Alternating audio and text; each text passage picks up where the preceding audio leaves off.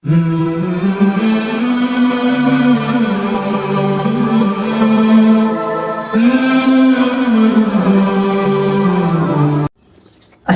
அலைக்கும் வரஹ்மத்துல்லாஹி வபரகாத்துஹு. அன்பானவர்களே, இன்றைய காலகட்டத்தில் நம்முடைய வாழ்க்கையில இளைய சமுதாயம் பல அனாச்சாரங்களின் வழிகளிலே சீர்கேடுகளில் சென்று கொண்டிருந்தாலும் முக்கியமான பங்கு வகிக்கக்கூடியது காதல் என்று சொல்லக்கூடிய ஒன்று. இன்றைய இளைய சமுதாயத்துல பெரும் அளவு இந்த காதல் வசப்பட்டு கொண்டுதான் இருக்கிறார்கள். இந்த காதலை பொறுத்த அளவு சோசியல் மீடியாக்களும் சரி, நம்ம கூட உள்ள நண்பர்களுமே சரி, நல்லதுடா, ரொம்ப நல்லதுடா, நல்லா இருக்கும்டா, ஜாலியா இருக்கும்டா என்ற வகையில என்ற வார்த்தைகளை பயன்படுத்தி கெட்டதை நல்லது போன்றுதான் காமிப்பார்கள். ஆனால் அன்பார்ந்தவர்களே, இஸ்லாமிய மார்க்கம் நமக்கு கற்றுத்தந்ததை சற்று நாம் நினைவு கூற கடமைப்பட்டிருக்கிறோம். இந்த இளமை பருவம் என்பது ஒரு மனிதனுடைய வாழ்க்கையில ரொம்ப முக்கியமானது. ஆனா இன்னைக்கு இந்த இளமை பருவத்தை தான் ரொம்ப நம்ம இழிவா பயன்படுத்திக்கிட்டு இருக்கோம். அதோடைய அருமை தெரியாம பயன்படுத்திக்கிட்டு இருக்கோம். இளமை பருவத்தின் அருமையை அல்லாஹும் அல்லாஹுடைய தூதரும் நமக்கு பல்வேறு விதங்களில், பல்வேறு ஹதீஸ்களில், பல்வேறு குர்ஆன் ஆயத்துகளில் தெரிவித்திருக்கிறார்கள். இந்த இளமை பருவத்தோட அருமையை உங்களுக்கு நான் தெரிவிக்கணும் அப்படின்னா ஒரு அழகான விஷயத்த, ஒரு அழகான உதாரணத்தோட சொல்றேன். 3 நண்பர்கள் இருக்காங்க. அந்த 3 நண்பர்களுமே மிகப்பெரிய அபார்ட்மெண்ட்ல வசிக்கிறாங்க. 65வது மாடியில வசிக்கிறாங்க. இப்ப அவங்க டெய்லி போயிட்டு வரணும் அப்படின்னா லிஃப்ட் வழியா தான் போகணும். ஏன்னா படியில ஏறி போகணும்னா காலைல அவங்க ஏற ஆரம்பிச்சாங்கன்னா சாயந்தரம் தான் போய் ரூமுக்கு போவாங்க. அப்படி சூழ்நிலை இருக்கும் பொழுது லிஃப்ட்ல தான் போயிட்டு வரணும். அப்போ ஒரு நாள் போகும் பொழுது லிஃப்ட் வேலை செய்யல, ஏதோ இது எலக்ட்ரிக்கல் ப்ராப்ளம். உடனே ஒரு நண்பர் சொல்றாரு, இப்ப நம்ம எதுவுமே செய்ய முடியாது, வேணும்னா நான் ஒரு ஐடியா சொல்றேன், ஆளுக்கு ஒரு சிறுகதை சொல்லுவோம், அந்த கதை சொல்லிட்டே போனோம்னா மாத்தி மாத்தி நமக்கு டயர்ட்னஸ் தெரியாது, சோர்வு தெரியாது, நம்ம ரூமுக்கு போய் சேர்ந்துடலாம் அப்படின்னு சொல்லும் பொழுது நண்பர்களும் அதை ஒப்புக்கொள்கிறார்கள். அப்படியே அதை பின்பற்றிக்கிட்டே ஒவ்வொரு படியா ஏறி போறாங்க, ஒவ்வொரு மாடியா ஏறி போறாங்க. அப்ப 64வது மாடிக்கு போன அந்த நேரத்துல ஒரு நண்பர் சொல்றாரு, இப்ப நான் சொல்ல போறது ஒரு சோக கதை அப்படின்னு சொல்லிட்டு அந்த நண்பர் சொல்றாரு, நான் கீழேயே நம்ம ரூம் சாவியை மறந்து வச்சு வந்துட்டேன் அப்படின்னு அந்த நண்பர் சொல்றாரு. எவ்வளவு பெரிய சோகமான செய்தி.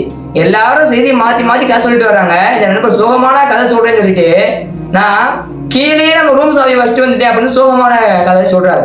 நம்ம யோசிக்கலாம், 64வது மாடில வந்து வச்சுட்டு வைக்கதான் செஞ்சிருக்காரு, திருப்பி போய் எடுத்து வந்துடலாமே அப்படின்னு யோசிக்கலாம். ஆனால் அந்த 64 ஆண்டு காலம் முடிஞ்சு போச்சுல, கீழே போய் திருப்பி என்னோட இளமை பருவத்தை எடுத்துட்டு வர முடியுமா? நான் என்னோட சின்ன வயசுக்கு போறேன் அப்படின்னா போக முடியுமா? அந்த ஆயுள் காலம் முடிஞ்சு விட்டது என்றால் திரும்ப சென்று ஒரு விஷயத்தை நம்மால் எடுக்க முடியாது. இந்த எல்லாருமே யோசிக்கக்கூடிய விஷயம்தான். மாணவர்களாக இருந்தாலும் சரி, வயது முதிர்ந்தவர்களாக இருந்தாலும் சரி, அவர் தப்பா செஞ்சுட்டேன் திரும்பி மாத்தணும் என்று யோசிப்பது எல்லாருடைய இயல்புதான். ஆனால் ஆயுள் காலம் கடந்து விட்டால் நாம் என்ன செய்தாலும் அதை திருப்பி அடைய முடியாது. அப்படி இருக்கக்கூடிய வகையில அன்பார்ந்தவர்களே, இன்றைக்கு இந்த இளைய பருவத்தின் அருமையை அறியாமல் பலரும் காதல் வசப்பட்டு கொண்டுதான் இருக்கிறார்கள்.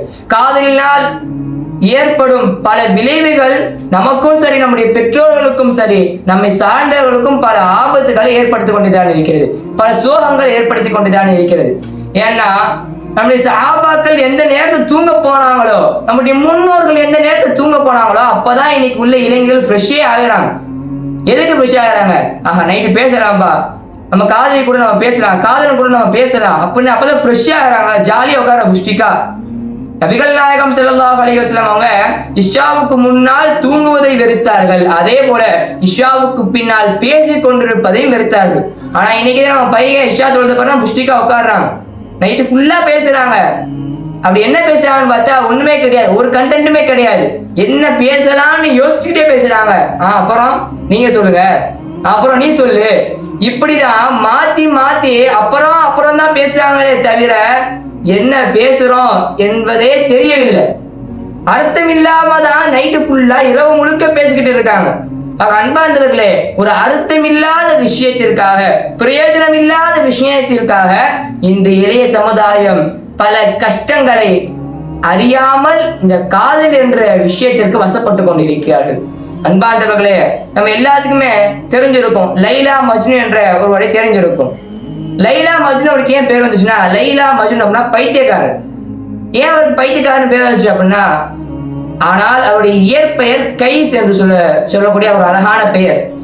அவர் 400 ஹிஜ்ரி 400களில் மிகப்பெரிய அறிஞராக இருந்தார்.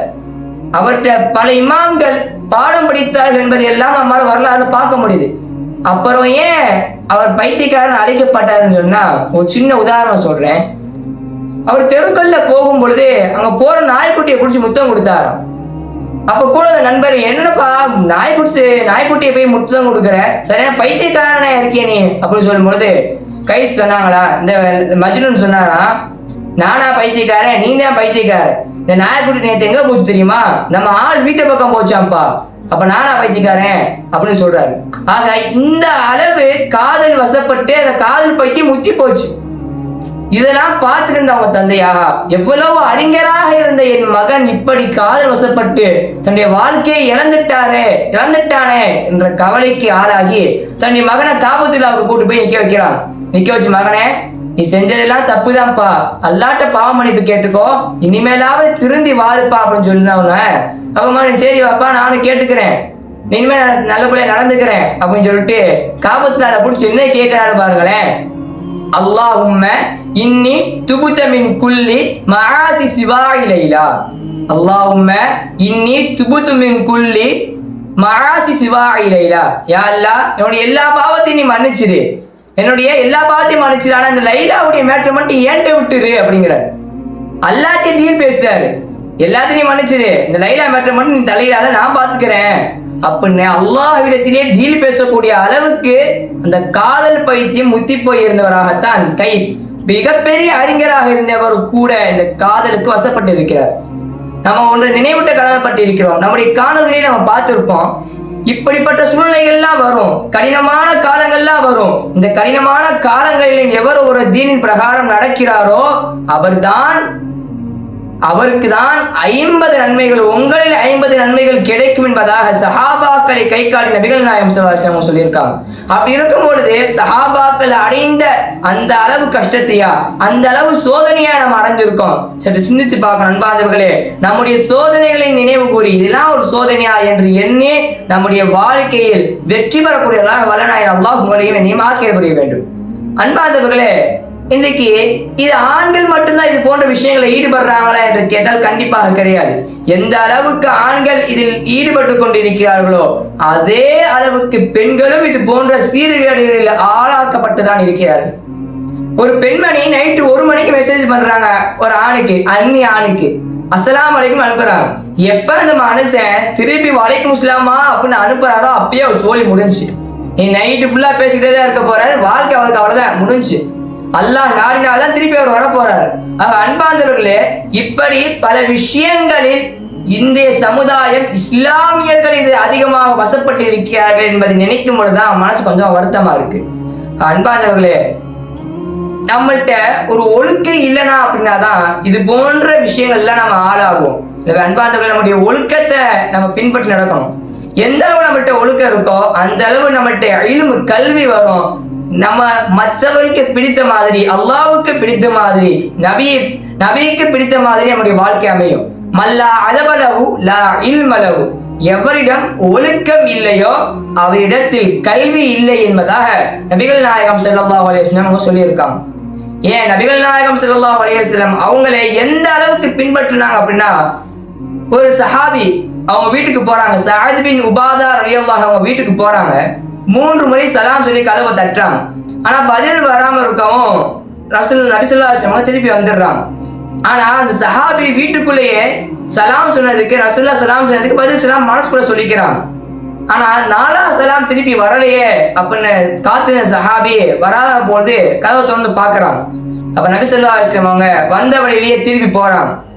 உடனே ஓடி போய் நபி ஸல்லல்லாஹு அலைஹி வஸல்லம் அவங்களை நிக்க வச்சு, யா ரசூலல்லாஹ், என்னுடைய தாயும் தந்தையும் உங்களுக்கு சமர்ப்பணம், ஏன் இப்படி வந்துட்டு போனீங்க அப்படின்னு சொல்லும்போது ரசூலுல்லாஹ் சொல்றாங்க, நான் 3 வாட்டி சலாம் சொன்னேன், பதில் சலாம் வரல, அதோட தான் வந்துட்டேன் அப்படின்னு சொன்னோன்னே சஹாபி வீட்டுக்கு கூட்டு போய் நபி அவர்களுக்கு திராட்சை பழ விருந்து கொடுத்தார்கள் என்பதை நம்மால் ஹதீஸ்களிலே வரலாறுகளிலே பார்க்க முடிகிறது. அன்பார்ந்தவர்களே, ஒரு மிகப்பெரிய தோழர் ஒரு பிரபஞ்ச மிகப்பெரிய ஒரு இடத்திற்கே அரசர். இப்படி இருக்கும் பொழுது அவ்வளவு பெரிய தலைவரே அரசரே இந்த அளவுக்கு ஒழுக்கத்தை பின்பற்றி இருக்கிறார்கள் என்றால் நாம் எல்லாம் எம்மாத்திரம். நபிகள் நாயகம் ஸல்லல்லாஹு அலைஹி வஸல்லம் இது மட்டுமல்ல, இதை விட பெரிய விஷயங்களை எல்லாம் பின்பற்றி இருக்கிறார்கள். அன்பார்ந்தவர்களே, நாமும் இது போன்ற ஒழுக்கங்களை பின்பற்ற வேண்டும். இப்படி நபி அவங்க தெரிஞ்ச சஹாபி வீட்டுக்கு போகும் பொழுதே சலாம் சொல்லி 3 முறை சலாம் சொல்லி பதில் சலாம் அதுதான் உள்ளக்க போயிருக்காங்க. ஆனா இன்னைக்கு யாருன்னே தெரியாத பையன் கூட, யாருன்னே தெரியாத பொண்ணு கூட நான் போன்ல உட்காந்து மணிக்கணக்கா பேசிக்கிட்டே இருக்கோமே. சற்று நம்முடைய நிலைமையை நம்ம சிந்திச்சு பார்க்கணும். அல்லாஹ் விடத்தில் நம்ம எந்த நிலைமையில இருக்கோம் அப்படின்னு நம்ம சற்று சிந்திச்சு பார்க்கணும். அன்பார்ந்தவர்களே, இது போன்ற விஷயங்களில் இருந்து நாம் விடுபடக்கூடிய பாக்கியத்தை, இது போன்ற விஷயங்களுக்காக அல்லாஹ்விடத்தில் நாம் பாவமன்னிப்பு கேட்கக்கூடிய பாக்கியத்தை வல்ல நாயன் அல்லாஹ் உங்களுக்கும் எனக்கும் தந்தல் புரிவானாக. ஒழுக்கமானவர்களாக, ஒழுங்கினமற்றவர்களாக வல்ல நாயன் அல்லாஹ் உங்களையும் என்னையும் ஆக்கில் புரிவானாக. மிகப்பெரிய அறிஞர்களாக, கல்விமான்களாக வரக்கூடியவர்களாக வல்ல நாயன் அல்லாஹ் இந்த எளிய சமுதாயத்தை ஆக்கில் புரிவானாக. வருடம் வருடம் ஹஜ்ஜும் உம்ராவும் திரும்பவும் செய்யக்கூடிய பாக்கியத்தை வல்ல நாயன் அல்லாஹ் உங்களுக்கும் எனக்கும் தந்தல் புரிவானாக. இந்த துஆவுடன் விடைபெறுகிறேன். வாஹிர் தவானா அல்ஹம்துலில்லாஹி ரப்பில் ஆலமீன். அஸ்ஸலாமு அலைக்கும் வரஹ்மத்துல்லாஹி வபரகாத்துஹு.